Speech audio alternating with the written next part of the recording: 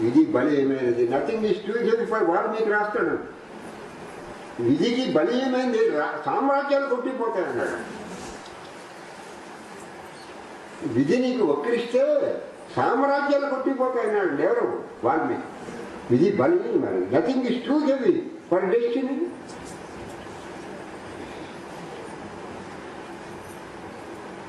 అంటే నువ్వు ఏలిగైనా నీకు రోజులు అనుకూలంగా అయితే ఫీలింగ్ అయిపోతా ఉన్నాడు వాల్మీకి.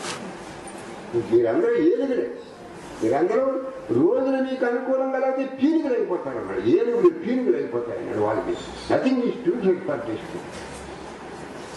ఏలుగులు ఫీలింగ్లు అవుతాయన్నాడు. ఆ డెస్టినీ మీరు 100,000 కోట్లు ఉన్నాయనుకోండి, 100,000 కోట్లు పోవడానికి ఆ టైం వస్తే 10 రోజుల్లో పోతున్నాం 100,000 కోట్లు. బ్రిటిష్ సామ్రాజ్యం అంతరించిపోయిందని మొఘలాయి సామ్రాజ్యం అంతరించిపోయింది. సామ్రాజ్యాలు అంతరించిపోయినాయి. ఏ నిమిషానికి ఏమి జరుగునో ఎవరు హించెదరు.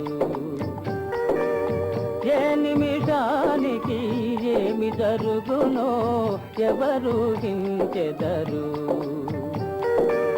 విధి విధానమును తప్పించుటకై ఎవరు సాహసించెదరు. ఏ నిమిషానికి ఏమి జరుగునో ఎవరు హించెదరు.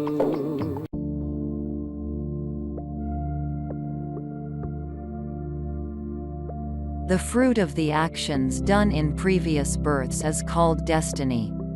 A calf left amongst 1,000 cows returns to its mother cow. Similarly, irrespective of the number of births, the fruit of your action gets back to you alone. Destiny resembles a stack of hay being overflown in a river. None can stop its course. If you think of changing your destiny utilizing your intellect, it is either equivalent to trying to stop a tsunami with your hand or obstructing a bulldozer with your head.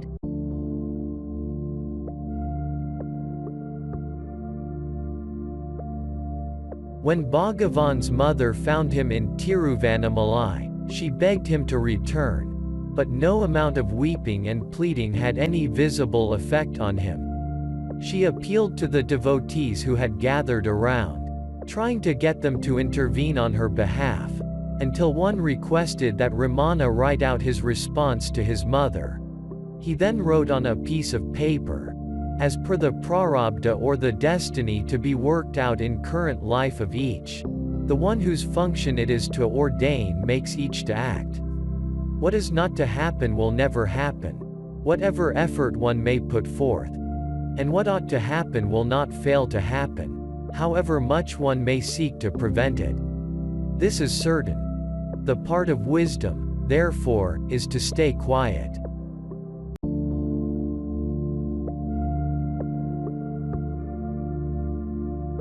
After the war of Mahabharata, Dharma Raja asked Bhishma, "Having killed so many people in the war, what should we do with this kingdom?" Bhishma replied, "This is only called destiny. How can you call it destiny if you know it beforehand?" Therefore Shakespeare said, "We are all but creatures of destiny. We cannot say what is going to happen in an hour. It is because everything happens in its own time. Though in a hurry to die, death doesn't approach you even a minute earlier. Suppose you desire to live more, and the purpose for which the body came onto the earth is fulfilled. Then the body's death happens as per God's will. It doesn't stop even for a minute. Even suicide is a part of destiny. This is because God's will requires a particular body to end in that manner. When and where the body has to take birth, the parents, relatives, enemies, etc. pertaining to the body are all part of destiny. Money, scholarship, honor, power, and fame are all part of destiny. Destiny decides whether the body has to be tall or short, whether it has to be black or white, and whether it has to be fat or thin. Destiny decides even intellect. Rabindranath Tagore addressed the Supreme Lord in the national anthem. He said, Janaganamana Adina Ayaka Jaya He, Bharatha Bhagya Vidhata, which implies, Thou art the ruler of the minds of all people and the dispenser of India's destiny. So destiny prevails even for a nation. Therefore wars and natural calamities affect a particular country only due to that nation's destiny. Several mysterious incidents took place in Ramayana. There is a lot of similarity between our lives and Ramayana. Ravana had abducted Sita very cunningly. It is the foolishness of several people that enabled him to do so. Lord Rama is an incarnation of God. Sita asked him to bring her a golden deer. One cannot find a golden deer in this entire universe. Rama should have told his wife, "It is not a golden deer. It seems to be a golden deer but is an illusionary deer." But did he do so? No. Is Rama a fool to run after a golden deer? No, but he acted thus at that point of time. Hardships are inevitable even to the Supreme God when he incarnates as a human being. Even we act so foolishly. Rama kept Lakshmana as the custodian of Sita and ran after the golden deer. But didn't Lakshmana also act so foolishly? Destiny is the most powerful. Rama's running after a golden deer to fulfill Sita's desire. Lakshmana abandoning Sita despite having been assigned the custodian's duty. Sita crossing Lakshmana's defensive line. All these enabled Ravana to abduct Sita. How can we judge who has blundered here? Who can change the lines of the forehead or the destiny?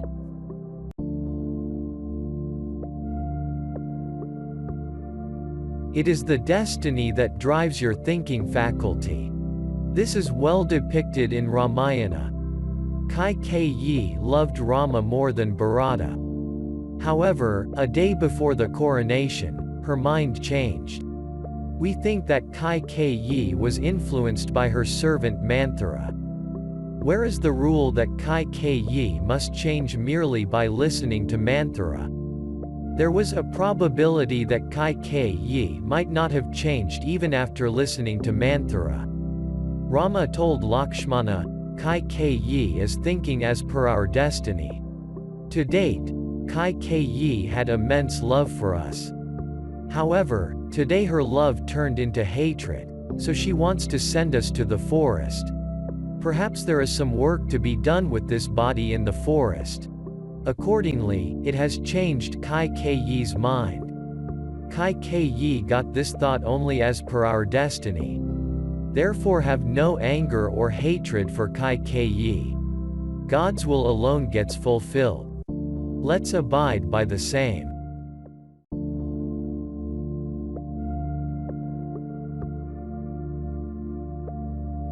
Vali's consort Tara was very intelligent. She advised Vali not to fight against Sugriva for the second time. She said, "Just now, Sugriva left after a humiliating defeat. But he is back immediately, inviting you for a fight once again.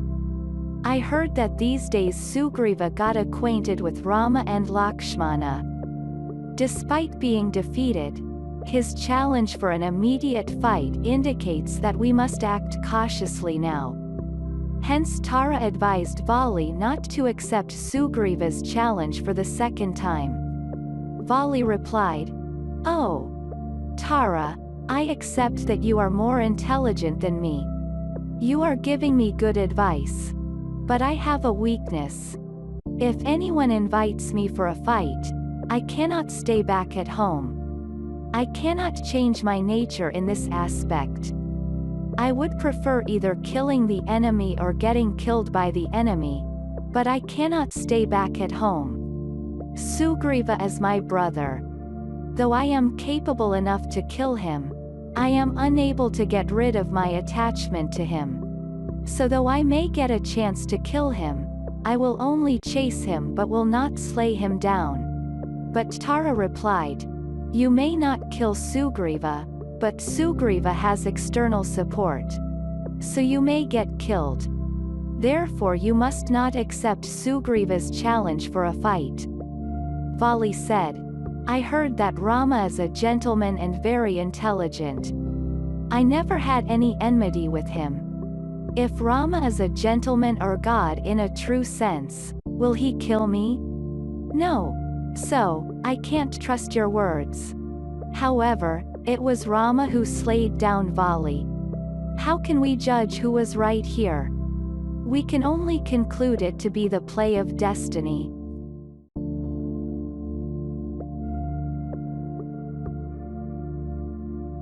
After Rama killed Ravana, Mandodari entered the battlefield. Lamenting over Ravana's death, she said in deep distress, "Oh, Ravana, you are my husband, regardless of being good or bad. You have been the most prosperous and one of the most fabulous kings. But, oh, my dear husband, I can't judge whether you brought Sita or a blazing fire to burn Lanka. Oh, Ravana, I gave you several good advices, but you never paid any attention. It is because the destiny is the most powerful. The destiny of your body did not allow you to listen to my words. What could you do about it? Therefore Mandodari advised us, irrespective of your power and prosperity, your strength is insufficient to combat destiny."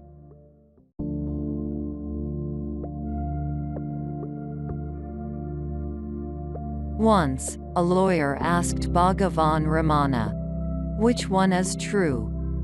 Only the major life incidents like birth, death, marriage, and education are predetermined, or every small incident of life is predetermined?" Bhagavan replied, "Every small incident of life is predetermined."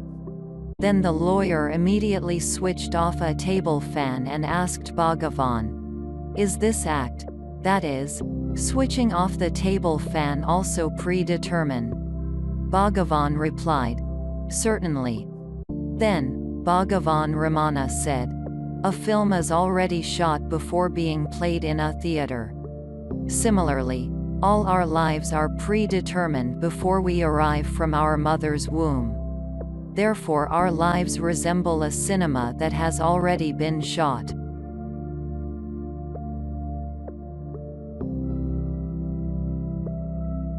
Once, a lawyer asked Bhagavan Ramana, "It is said that everything is predetermined.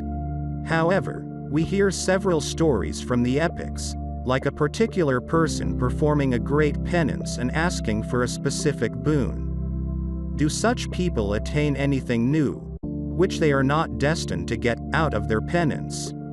Bhagavan replied, "They ask for only such things which they are ordained to get as part of their destiny."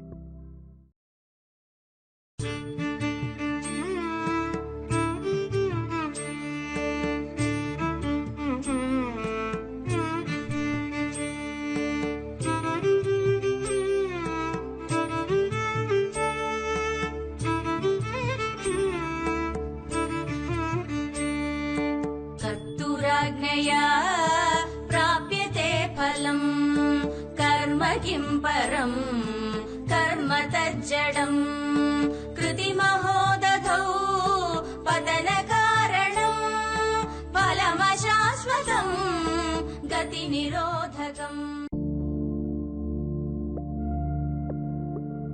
Bhagavan Ramana mentioned in the Upadesha Sara, Karturagyaya prapyate phalam, karma kim param, karma tat jadam. Here Karta refers to Supreme God. Despite possessing immense power, money, or qualifications, all of you only represent dolls. Only God's ordain materializes. If you become the recipient of any benefit, you consider it due to your intellect. But it ought to happen due to God's will, and so it happened. This is true in the case of both auspicious as well as inauspicious deeds. Sometimes you may do great deeds, but it may beget minimal results. Sometimes you may get great results for a small act. It is because the gross object, the work done, has no power to determine the result. It is Supreme God who determines the outcome. This is what Karturagya implies. Nothing can happen, and nothing will happen to the entire jivas of this creation without the decree of God. Our lives do not resemble the parted kites. Supreme God decides in advance every moment of the body, when our breathing should stop, and then sends us onto this earth. Even before you come out of your mother's womb, the work to be carried on through your body is decided in advance. Supreme God drives your situations according to your destiny. Remember that nothing happens according to your intellect. Everything happens as per the decree of God alone. This is what Karturagya implies.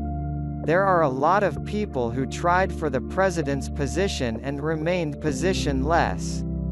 Some people did not even attempt to become president but became president effortlessly.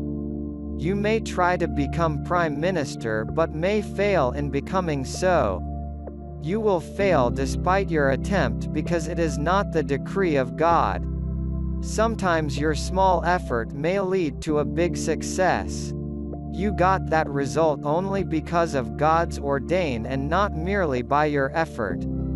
If you remember this verse, your ego will subside gradually.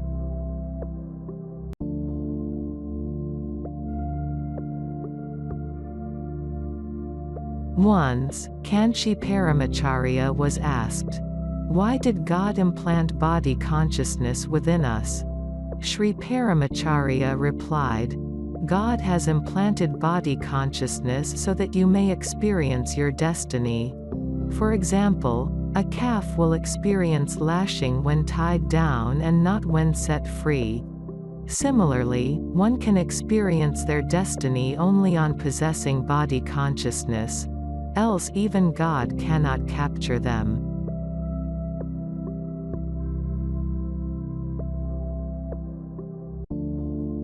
A devotee asked Kanchi Paramacharya, "How long should one experience destiny?" Sri Paramacharya replied, "One has to cleanse the vessel as long as the stain on the vessel is not cleared.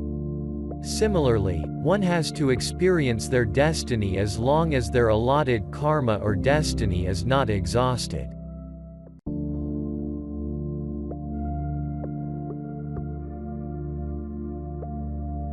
Once a rich man approached Buddha and said, "My father expired recently. Please ensure that he attains higher worlds." Buddha asked him to bring a little ghee and a few stones. The rich man felt delighted thinking that Buddha would perform some ritual that would fetch higher worlds for his father. Buddha asked the rich man to put the ghee and stones in 2 different bowls filled with water. Then Buddha asked him to ensure that the ghee, which has the nature of floating, gets drowned and the stones float, which has the nature of getting drowned. The rich man asked Buddha, "How is it possible?" Then Buddha replied, "It is impossible to make the stones float or drown the ghee in water." Similarly, had your father performed good deeds while alive, none can stop him from reaching the higher worlds. Else none can take him to the higher worlds.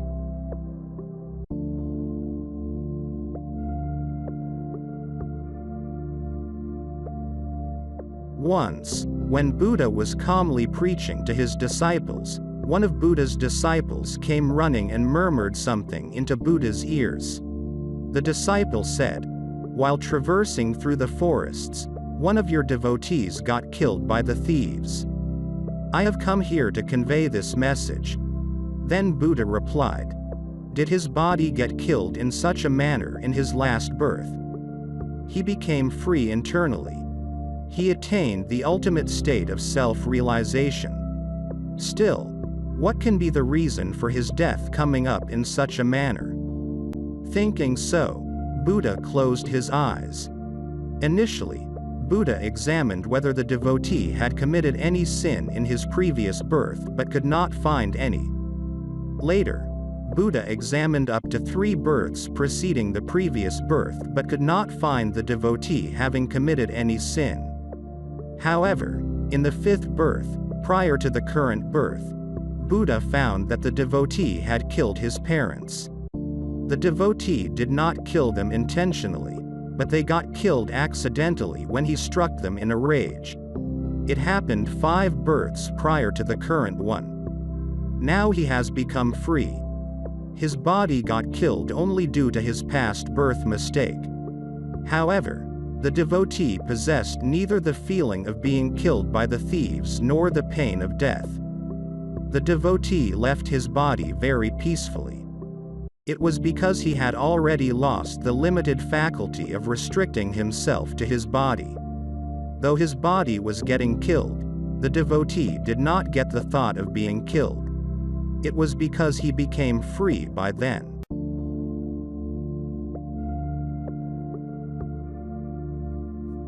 In the war of Mahabharata, the blood flowed like a river. Dharma Raja felt guilty that he is the cause of the war and for the death of lakhs of people. Despite listening to various dharmas from Bhishma, the grief of Dharma Raja did not come down.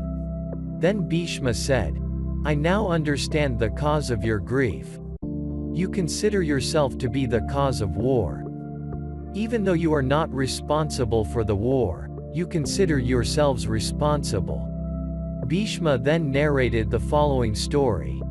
Once, a mother was walking along with her son on the road.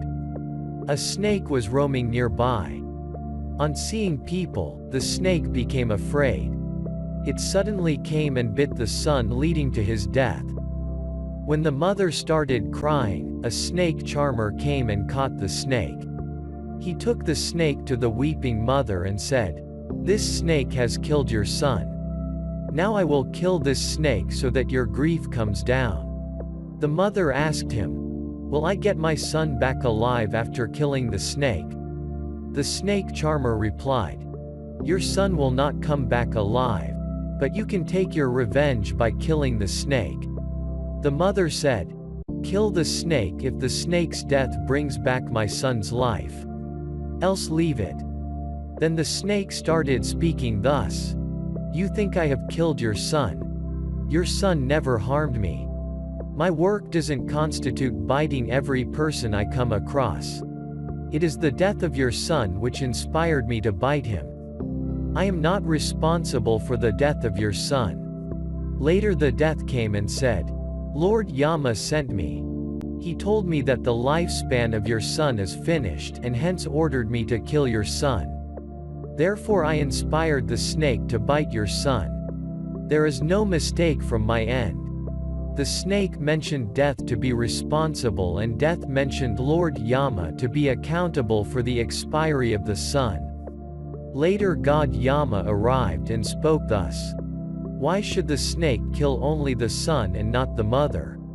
There is a reason for the killing of the son.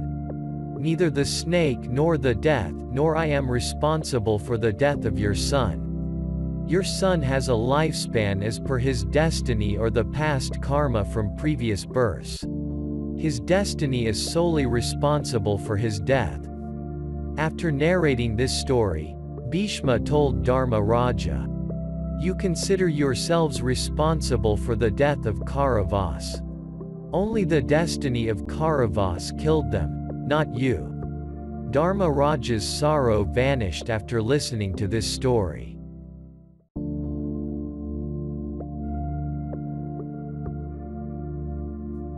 A doctor was very particular about doing yoga and exercises to maintain his health. However, one night, a snake crawled onto his bed and bit the little finger of his leg while he was fast asleep. When he woke up, he saw the snake going back. So he immediately cut the little finger of his leg using a knife. From then onwards, he became inflicted with several health problems, such as the force of destiny. Despite doing her best, a devotee could not escape a particular hardship. While repenting for her failure, she listened to an old cassette of Sri Nanagaru. Sri Nanagaru said, "If you are conversant with swimming, you can swim across a lake or a river. But can you swim across an ocean? No. When destiny forcibly drives you forward, can you stop the same? No." As soon as the devotee heard these words, her sorrow subsided instantly. The work, which the body is destined to carry on, happens uninterruptedly. The body lives where it is destined to stay and will carry on the work it is destined to do. A devotee with 3 sons lost her husband when her children were very young. The children were very wise and well educated. They have been earning a lot in the USA. The devotee felt that though her children are well settled in the USA, she should never leave her native place and visit the USA by crossing the ocean. However, her children said, "You have struggled a lot for our advancement. If we cannot look after your needs in your old age, of what worth is our success in the USA? If you cannot cross the ocean and come to the USA, we will return to India and settle down there." Though initially, she was very stubborn, finally, she consented to go to the USA. Now she is happily living in the USA. She initially did not agree to cross the ocean and visit the USA. What happened to her effort to stay back in India? Since her body was destined to remain in the USA, she was forcibly dragged to stay in the USA. Once, a politician suffered from some disease and got hospitalized. He did not crave any power and position. However, as the 2 contesting parties did not get the majority, they unanimously decided that the hospitalized politician should become the chief minister. When the members of the contesting parties approached the politician said that he was intensely sick and was not at all interested in the position. However, the members of the contesting parties forced him and made him the chief minister.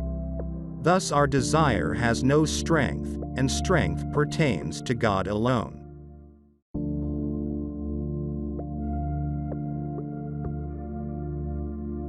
If any snake approached Bhagavan Ramana while living on the holy hill, he merely said, "Go away, go away." If anyone asked him why he did not kill the snake, he replied, "If I am destined to die by a snake bite, can anyone prevent the same?" Such was Bhagavan's faith in the principle of destiny. In the initial days of his arrival at Arunachala, Bhagavan had to beg for his food. There were days when Bhagavan had to starve due to a lack of food. However, as the number of devotees increased, and Ramana Ashram developed, the devotees served excessive food to Bhagavan, which caused him indigestion. Regarding this, Bhagavan once said, "Previously I suffered from hunger, and now I am suffering from indigestion. Previously I sat and slept on rocks, but now I sit and sleep on a sofa. All this is part of the body's destiny."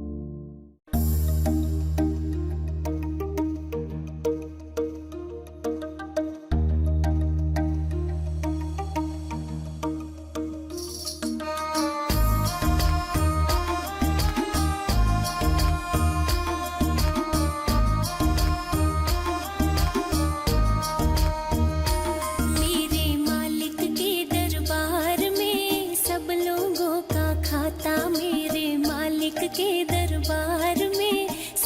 लोगों का खाता।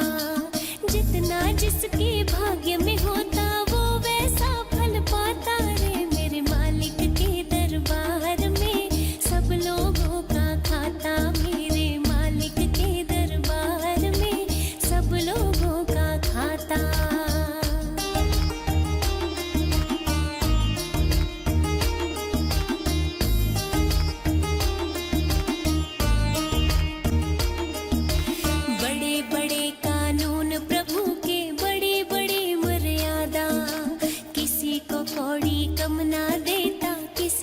कोड़ी ज्यादा बड़े बड़े कानून प्रभु के बड़े बड़ी मर्यादा। किसी को कोड़ी कम ना देता किसी को कोड़ी ज्यादा।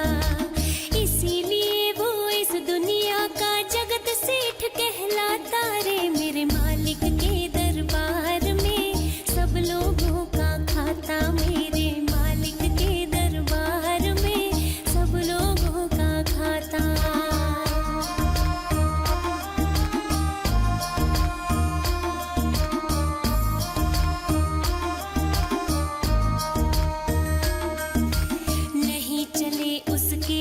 रिश्वत नहीं चले चालाकी। उसकी अपनी लेन देन की रीत बड़ी है बाकी। नहीं चले उसके घर रिश्वत नहीं चले चालाकी। उसकी अपनी लेन देन की रीत बड़ी है बाकी। पुण्य का बेड़ा पार लगाता पाप की नाव डुबोता रे। मेरे मालिक के दरबार में सब लोगों खाता। मेरे मालिक के दरबार में सब लोगों का खाता।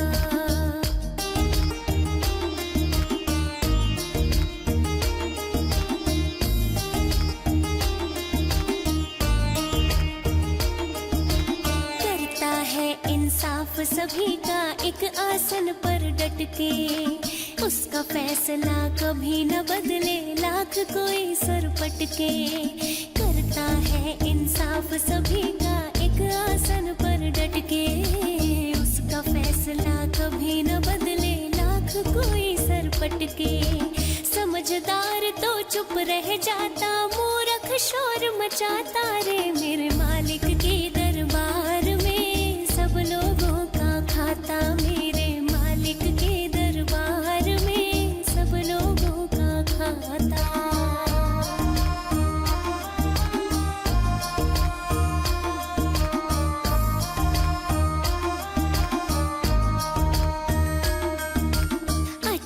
करनी करियो रे भाई कर्म न करियो काला। लाख आंख से देख रहा है तुझे देखने वाला। अच्छी करनी करियो रे भाई कर्म न करियो काला। लाख आंख से देख रहा है तुझे देखने वाला। सत की खेती करो चतुर नर समय गुजरता जाता रे। मेरे मालिक के दरबार में सब लोगों का खाता। मेरे मालिक के दरबार में सब लोगों का खाता। जितना जिसके भाग्य में होता वो वैसा फल पाता रे। मेरे मालिक के दरबार में सब लोगों का खाता। मेरे मालिक के दरबार में सब लोगों का खाता।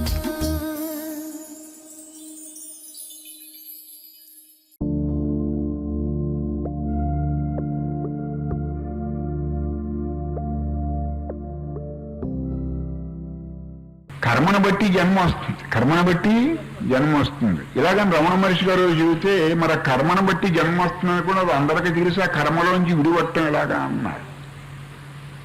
కర్మను బట్టి జన్మ వస్తుంది అంటున్నారు, బాగానే ఉంది. అది మామూలుగా ఏ పురాణాలు చెబుతున్నాయి నా మాటలు.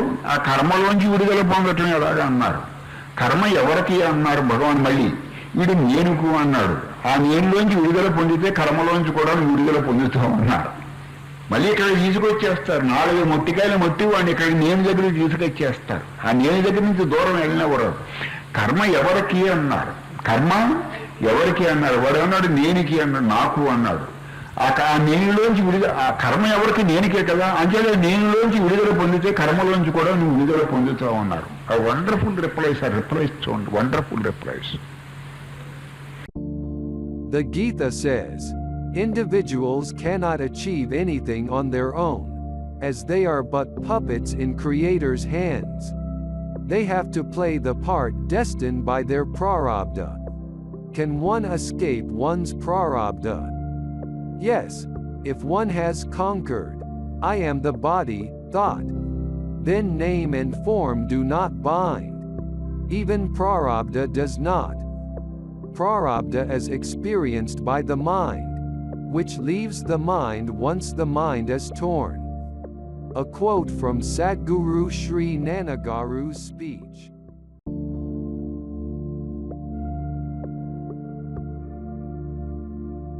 Bhagavan said that it is possible to transcend destiny. Destiny pertains to the body.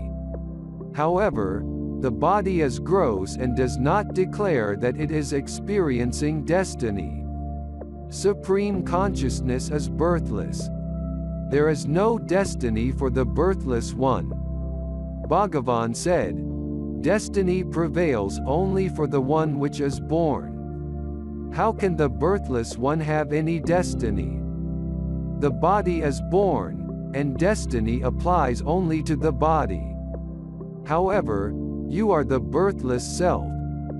How can destiny affect you? Then who declares that it is experiencing destiny? It is the mind. The mind becomes sorrowful. Why is it so? When destiny pertains to the body, why does the mind become sorrowful? As the mind wrongly identifies itself with the body, it becomes sorrowful, presuming it is enduring destiny. Getting released from that identification with the body is only termed liberation. The effort to get released from the identification with the body is called spiritual practice. If one increases their understanding through discrimination and thereby loses their identification with the body, destiny can be 100% transcended. The principle of Bhagavan Ramana is, however strong the destiny may be, for whom is the destiny? It is for the body. For whom is the death? It is for the body. For whom is the birth? It is for the body. Destiny applies to that which took birth and not to the birthless one. If you lose your body consciousness and attain self-related consciousness, even destiny cannot touch you.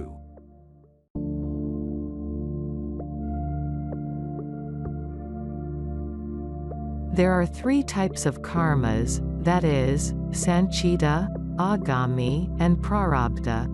Sanchita is equivalent to the rice in the go-down or the karma in store. The produce that is to come in the future is called Agami. Prarabdha or destiny is equivalent to the rice we store at home to consume. It implies that prarabdha or destiny refers to that which is ready to be experienced. As per the scriptures, the Sanchita and Agami are destroyed when you attain self-realization, but the prarabdha or destiny needs to be experienced. But Bhagavan Ramana differed from the scriptures here. He became a rebel child. He said, when King Dasaratha expires, will only 2 or all the 3 of his wives become widows? Similarly, all 3 karmas get destroyed for a jnani. A jnani need not experience even the prarabdha or destiny. For whom is destiny? The body experiences destiny. What can destiny do to you when you lose body consciousness? Someone asked Bhagavan Ramana, "You have cancer in your hand. Is it not destiny?" Then Bhagavan replied, "It is only the viewer who feels that Bhagavan is experiencing destiny. There is no ego here to think thus. When the body-related I or the ego exists, The ego thinks that it is experiencing destiny. But the ego has been annihilated very long back. You don't know the I that exists currently. Even if I try to tell, you cannot understand. Only the viewer presumed that Bhagavan suffered from cancer and experienced his destiny. However, if Bhagavan too presumed the same, he cannot be called a jnani. As the viewer considers himself a body, he assumes jnani also to be a body, experiencing his destiny. Leave the body to its destiny. Do not apprehend that something or the other is going to happen. Bhagavan said, destiny exists only for the extroverted mind. It cannot touch the introverted mind. Bhagavan said, though the body may get inflicted with disease or the mind may become restless, you remain peaceful, unaffected by destiny in a deep sleep when the first thought or ego subsides. So then how can destiny affect the one who has lost his ego?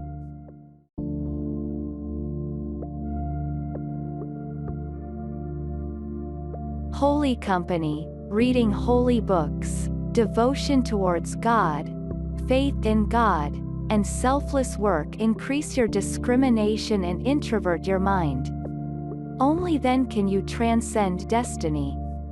Once, a devotee asked Bhagavan, if experiencing destiny is inevitable, then why should one pray to God or remain in holy company?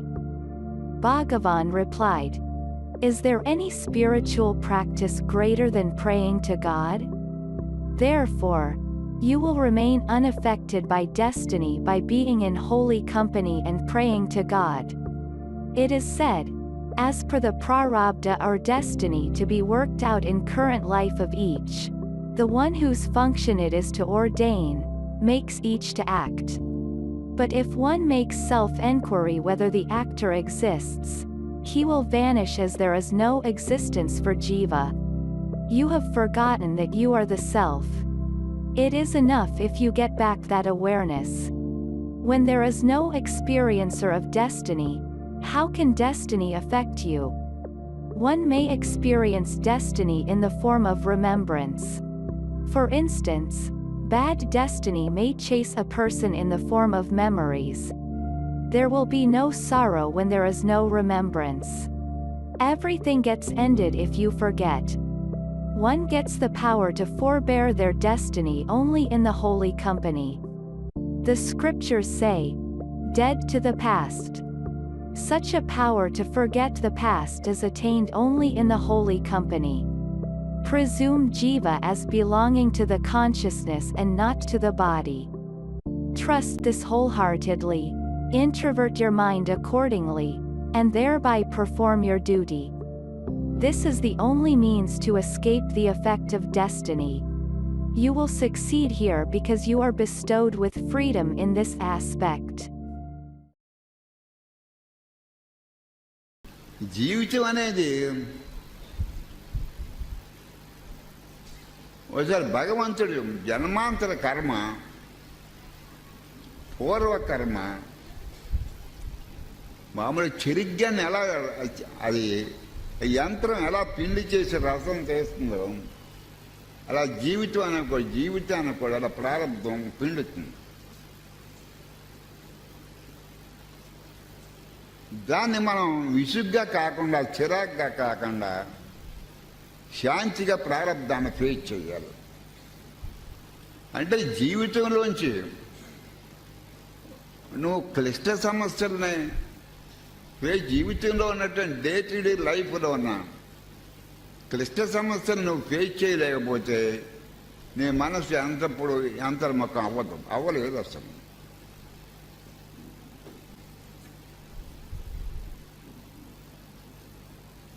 మిమ్మల్ని ఎవరైనా స్తోత్రం చేస్తే సంతోషం వస్తుంది, విమర్శిస్తే దుఃఖం వస్తుంది. అంటే మీకు అసలు ఆధ్యాత్మిక స్థాయి లేదని, అంటే కనీసం ఎల్కేజీ స్థాయి కూడా లేదు. పుస్తకాల్లో ఏముంది? పుస్తకాలు నేను ఫేస్ చేయాలి, లైఫ్ని ఫేస్ చేయాలి. ప్రారంధాన్ని ఫేస్ చేయాలి. అది ప్రారంధం కొట్టే దెబ్బలను తట్టుకోవాలి. కొంతమంది జీవితాలు సమస్యలు తక్కువ ఉంటాయి, వెళ్ళిపోతాయి. కొంతమంది ప్రారంధానికి దెబ్బలు కొడుతుంది, అవి తట్టుకోవాలి. అలాగే డిఫికల్టీస్, డిసప్పాయింట్మెంట్స్ ఈ డొమెస్టిక్ లైఫ్లో వస్తూ ఉంటాయి. అవి ఫేస్ చేయలేకపోతే మనం జీవితానికి పారిపోవాల్సి అవుతుంది.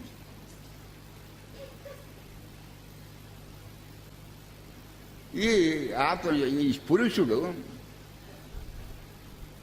పురుషుడు అంటే నేను మీరాబాయి చెప్పింది ఏంటంటే, ఇక్కడ మనం కూర్చున్నాం, అందరి హృదయాల్లోనే నారాయణుడు ఉన్నాడు. వాడు అంతర్యామగా నారాయణుడు ఉన్నాడు. వాడక్కడే పురుషుడు. వాడు స్త్రీ హృదయం, పురుషుడు హృదయం, ఇంకో హృదయం ఏమి లేదు. అందరి పురుషుల్లోనే అంతర్యామగా ఉన్నాడు. వాడే నారాయణుడు. వాడే మనకు డ్రైవర్. లోపల ఉండి కర్మానుసారం జీవితాలను నడిపేవాడు వాడే నారాయణుడు. వాడు అక్కడే పురుషుడు. నారాయణుడు అక్కడే పురుషుడు. మిగతా మగ శరీరాలు ధరించిన వాళ్ళందరూ కూడా స్త్రీలు. స్త్రీలైనా పురుషుడైనా ఆ నారాయణుని ఎవరైతే వాళ్ళు పొందగలుగుతారో, ఆ నారాయణ స్వరూపాన్ని ఎవరు పొందుతారో వాళ్ళు మాత్రమే పురుషులు. అది శాస్త్రంలో ఏమనుందంటే, వివేకవంతులు, వైరాగ్యవంతులు, అపారమైనటువంటి ధైర్యం కలవాళ్ళు, ఎంతో సఫరింగ్ని సహించగలిగిన వాళ్ళు,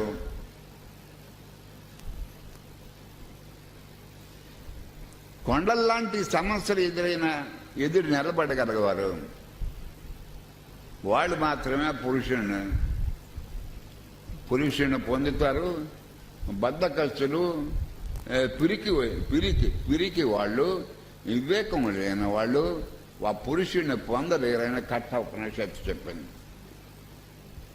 కానీ జనరల్గా చిన్న చిన్న సమస్యలు ఇవన్నీ మన పెద్ద పెద్ద సమస్యలు కూడా గడప అలా దాటుతాం, అలా దాటగలగాలి.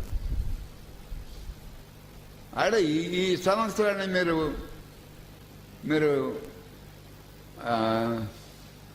వీళ్ళు గాంధీ హిస్టరీలో, లింకన్ హిస్టరీలో, లేదా కొన్ని జీవిత చరిత్రలు చదివితే ఇవన్నీ ఎలా ఫేస్ చేశారో మీకు తెలుస్తుంది వాళ్ళకి.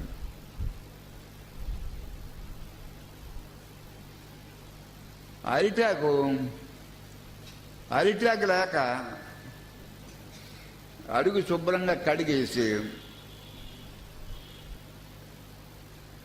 అందులో భోజనం పచ్చళ్ళ పెట్టుకుని భోజనం చేసినటువంటి దారిద్ర్యం అనుభవించిన వాళ్ళు కేంద్రంలో మంత్రులు అయ్యారు. వాళ్ళు స్వయం పురుషు వాళ్ళు. కానీ మరి జీవితంలోంచి పారిపోతేలాగా వాళ్ళు అప్పుడు ఈ పావర్టీ అనుభవించి ఈ జీవితంలోంచి పారిపోతే వాడు కేంద్రంలో మంత్రులు ఎలా ఉండేవారు అంటే తలుపు సందని పెట్టి మనిషిని నొక్కినట్టు ఒకసారి ఎటు చూసినా కష్టాలే కనిపిస్తాయి.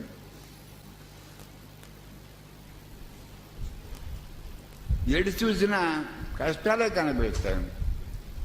మనకు ఎవరు పరిష్కారం పెట్టి చేసేవాళ్ళు లేరేంటని మనకు అనిపిస్తుంది. ఆ సందర్భంలో మనం మర్చిపోయేది ఒకటి, దేర్ ఈజ్ ఈశ్వర. అందరికంటే శక్తివంతుడు, అందరినీ పరిపాలించేవాడు, మొత్తం సృష్టి అంతా ఆయన చేతిలో ఉంది, జీవకోటి అంతా ఆయన చేతిలో ఉంది.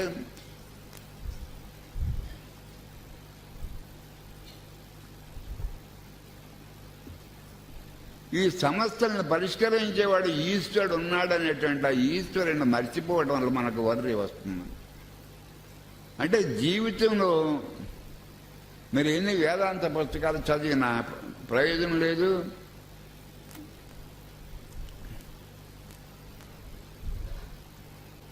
మీరు ముఖ్యమైనది మనం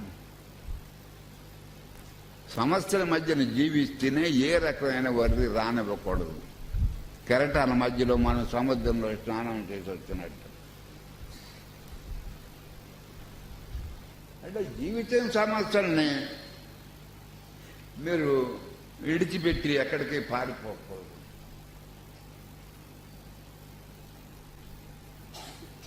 అయ్యే పరిష్కరించబడతాయి. మనం పరిష్కరించలేని సమస్యల్ని కాలం పరిష్కారం చేస్తుంది. కాలం అనేక సమస్యలను పరిష్కారం చేస్తుంది.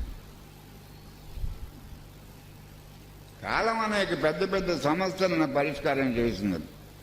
ఎంతకీ మీకు ఈ రోజు ఈ విషయాలు ఎందుకు చెబుతున్నానంటే, మనలో కొంచెం ప్రాక్టికాలిటీ కూడా ఉండాలి.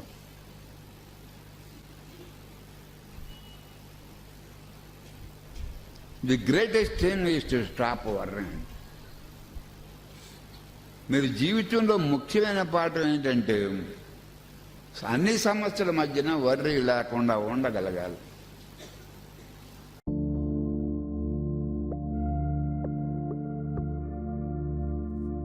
Lord Krishna told Arjuna in the Gita, "Even if you are stubborn not to fight the war, your destiny will force you to do so. Your nature will force you to fight the war. Even your control is useless in front of your nature. Whether you like it or not, whatever you are destined to do will happen automatically. If you do it unwillingly, you will get new tendencies. However, if you do it willingly, the old tendencies will get destroyed, and the new tendencies will not get generated. You will become free. If you have to look after any aged people at home, it is inevitable even if you do it unwillingly. Therefore, if you look after them willingly, your tendencies that bring about rebirth will get eradicated, and no new tendencies will get generated. If anything good happens through you, do not get elated. Similarly, if any unwarranted thing happens through you, don't get depressed. It is destiny that brings about the same. Try to identify with the self. Only that is within your control and nothing else. The sorrow cannot touch you when you do not identify with your body and mind. When you identify with the self, the sorrow cannot touch you. Adi Shankara said, "Enjoy your prarabdha or destiny as you relish eating porridge or payasam. Then you need not experience the same in the next birth." However, Bhagavan said, "If you don't identify yourselves with your body, you need not experience the destiny here itself." Sometimes the force of destiny brings in severe blows. Some people say, outside the house, we have to face the nuisance of creditors, and inside the house, we have to face the nuisance of sons and daughters-in-law. We are unable to tolerate these hardships. As the fire fragments burn the body, the blows of destiny burn the mind. You must then forbear them patiently. If you hastily commit suicide, you will get inferior births. The wives may be good but may get harassed by their husbands. Sometimes the husbands may be good but may get harassed by their wives. It is all due to destiny. The blows of fate and their pain are understood only by their bearer. How can the others understand the same? In such conditions, keep your mind pure and contemplate upon Lord Narayana as far as possible. You get whatever you are destined to attain and nothing more. Blaming others is unnecessary. Therefore, if you endure destiny calmly and peacefully, your forthcoming births will get reduced.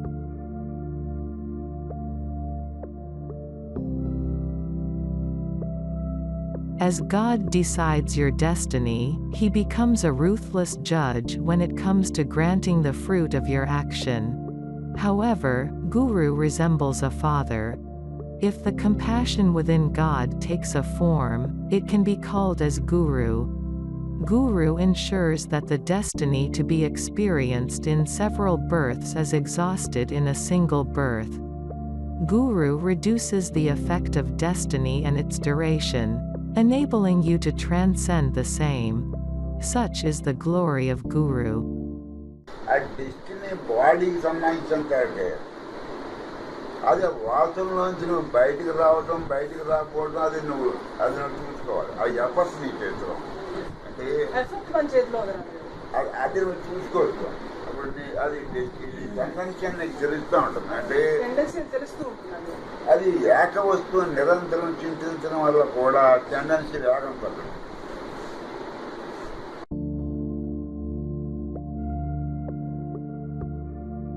As far as bodily related activities are concerned, everything is predetermined.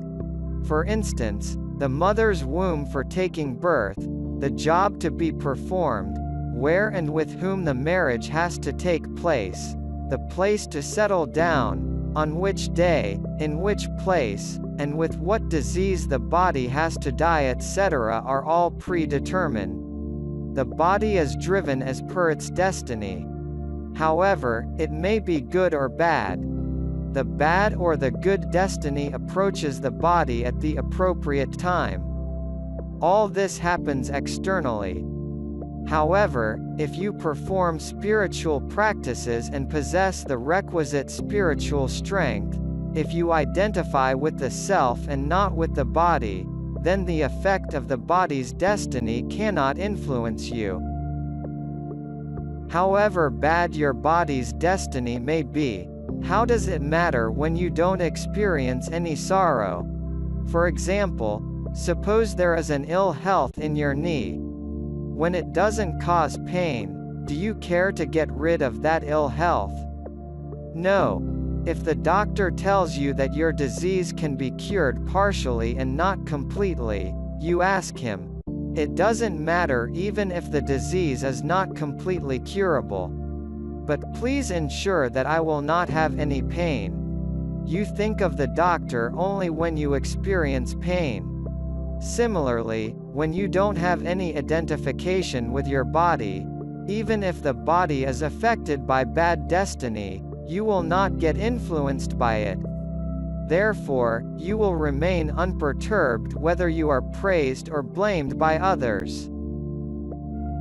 With the strength of your spiritual practices, if your body-mindedness is eradicated and self-realization secured, how can the bad destiny of the body influence you even if you get inflicted with such hardships that no one in the world ever experienced? For whom is destiny? It is for the body. How can destiny influence you when you do not identify with the body? As per the body's destiny, Bhagavan Ramana was inflicted with cancer.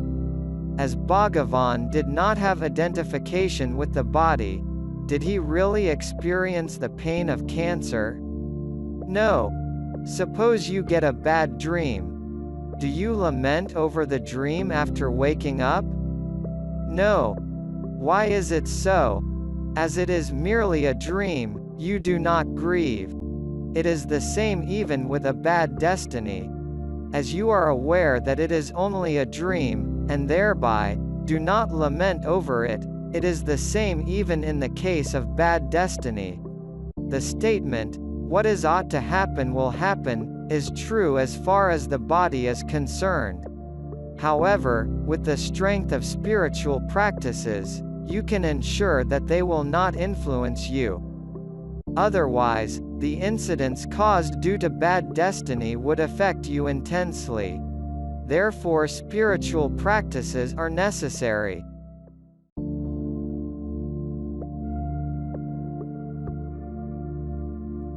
A doubt may arise whether the practice of one-pointed contemplation is within your control and whether the performance of spiritual practices is within your hands or not. However, God has bestowed man with freedom only in this regard. As far as the body is concerned, You do not have any freedom. But you have the freedom to reform the mind or to ruin it. In addition, you have the freedom to perform spiritual practices. Suppose my friend and I face the same incident. In that context, my friend might experience significantly less sorrow, and I may become subject to a lot of distress. There will be a difference in the acceptance of that incident. If you possess the strength of spiritual practices, the sorrow will reduce.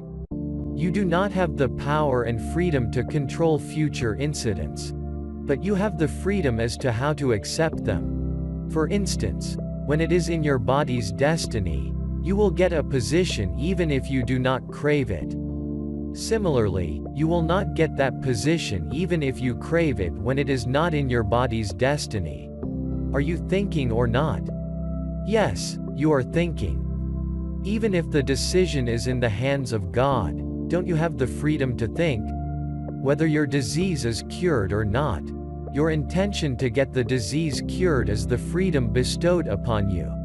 Isn't it so? Are you not experiencing that freedom? Your disease may or may not get cured. Whatever may be your body's destiny, you are aware that you have the freedom to attempt to get the disease cured. Isn't it so? As far as the body is concerned, you do not have any freedom. Everything happens by God's will. But the spiritual aspirant has the freedom to seek the truth. However, the decision as to whether the spiritual aspirant will succeed or not is that of God. When you are disturbed, aren't you trying to attain peace? Whether you will achieve peace or not, are you not aware of your freedom to make an effort to achieve peace? You don't have such freedom concerning the things relating to your body. This is the only world where you can perform spiritual practices. The other worlds are either associated with pleasures or represent the lower worlds. If you don't have the freedom to seek the truth, then whom did Lord Krishna preach the Bhagavad Gita? Moreover, the Lord said one more thing. Oh, Arjuna, don't do it because I have told you. You also think over and then act. If the spiritual seeker does not have that freedom to decide, why shall God speak in that manner? It comes in the last chapter of the Bhagavad Gita. Lord Krishna inspired Arjuna to fight the battle because it was Arjuna's nature to fight. The Lord clearly said in the last chapter of the Gita, I have told you everything. It is for you to decide now whether to fight the battle or not. Why will the Lord speak thus if you don't have the freedom? If you do not have the freedom to seek the truth, then why did Lord Krishna say in the Gita, Oh, Arjuna, think over and act accordingly? Why is a person bestowed with a brain? If you have to act according to the directions of your superior, why do you need a brain? If you act thus, you will become equivalent to a machine, isn't it? Don't ever think, why was I born into such a family? Why is my destiny in this manner? Your birth cannot happen as per your wish. Don't waste your time thinking about what is not in your hands. You are brought into a particular family only to be taught specific lessons. God decides even your profession. Not merely profession, but every minor incident happens as per God's will. You will get only that which you are destined to attain. But when you lose the identification with your body, it cannot affect you. As your body keeps experiencing its destiny, the destiny gets exhausted.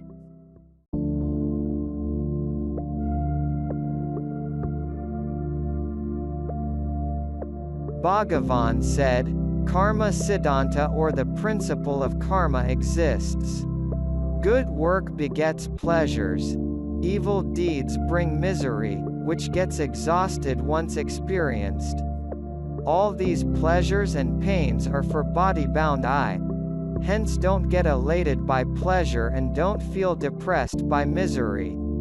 So transcending the body-bound I helps a person to overcome the karma siddhanta. A quote from Sadhguru Sri Nanagaru's speech. Amazing thoughts of karma. Don't waste your time on revenge.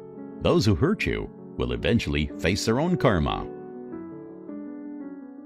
When a bird is alive, it eats ants. When the bird is dead, ants eat the bird. So, time can turn at any time. Don't devalue anyone in life. You may be powerful, but time is more powerful than you. Karma has no menu. You get served what you deserve. Karma cleanse. Be grateful. Act with love. Check your motives. Watch your attitude. Forgive. Karma never loses an address. Do good, and good will come to you. Karma has no deadline. Karma is karma. Karma is in life. Even a good player will someday be the toy of a better player. It's called karma. You have to go through the worst to get the best. What goes around comes around. Forgive the person and their actions. Never give in to hate. Let it go. Set it free. And karma will take care of what is meant to be. Karma, the universal law of cause, and you reap what you sow. Sometimes you have to walk away and let karma take over. Give the world the best you have, and the best will come back to you. He who passively accepts evil is as much involved in it as he who helps to perpetrate it. He who accepts evil without protesting against it is really cooperating with it.